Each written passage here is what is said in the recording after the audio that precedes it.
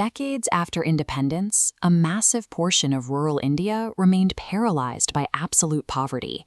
In millions of households, families lived behind ruined walls, lacking basic infrastructure, and spending their entire lives performing grueling physical labor just to secure a single daily meal.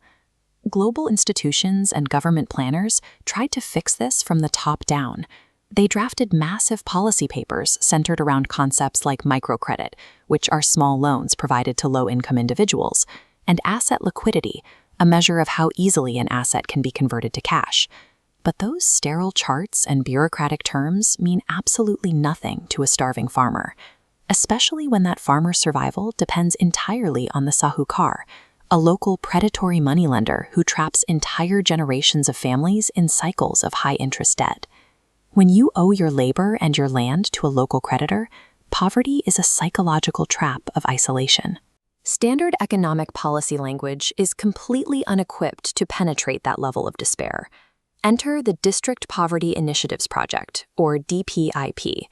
It was a targeted poverty reduction initiative launched in the state of Madhya Pradesh.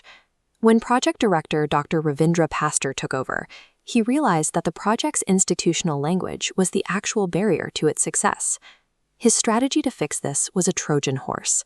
He abandoned the bureaucratic jargon and wrote a modern economic manual disguised as a traditional Hindu mythological scripture. He called it the Shri Daridrata Nivaran Katha, or the Poverty Alleviation Story.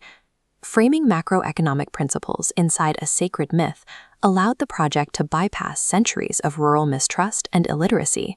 They effectively hacked the cultural operating system of rural India. To deliver the message, local priests read this new text aloud in village squares. They performed the readings complete with burning incense and the blast of conch shells.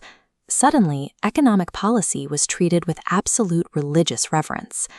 The scripture's first chapter sets the stage.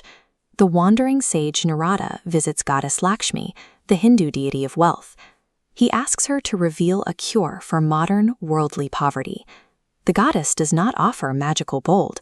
Her divine answer is the Self-Help Group, or SHG, a community-based financial organization designed to build collective capital. Through the goddess, the text lays out operational rules.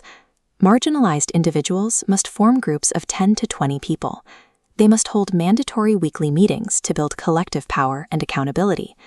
Every member must contribute tiny, regular amounts of their own income into a collective pool. When a member needs money for an emergency or a new business, they borrow from this internal pool at a low interest rate, bypassing external moneylenders entirely. Mapping these strict financial rules onto religious rituals successfully turned complex economic discipline into a sacred, unquestionable duty. Take the village of Majni. It was highly isolated and infamous for illegal logging and violent crime. After hearing the scripture, the villagers took a Ganga Jali, a sacred oath over holy water, to follow the goddess's economic rules. By pooling their micro-savings, these former criminals generated enough capital to purchase mechanized farming equipment. They turned barren, criminal hideouts into profitable agricultural land. In the drought-stricken district of Tikamgarh, uneducated women listened to the myth and realized their collective physical labor was a massive, untapped form of capital. Working in organized groups, these women took heavy iron pickaxes and manually hacked through solid bedrock. Together, they dug more than 25 deep irrigation wells. In the deep forests of Sidi, a woman named Urmilabai formed a self-help group with local tribal women. They took on the grueling, unglamorous work of collective poultry farming, raising hundreds of chicks through harsh conditions. They combined their poultry profits into a single fund. That capital allowed them to permanently pay off the predatory sahukar, freeing generations of their families from debt.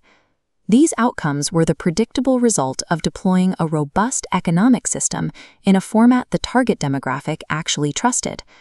The DPIP initiative achieved massive systemic success.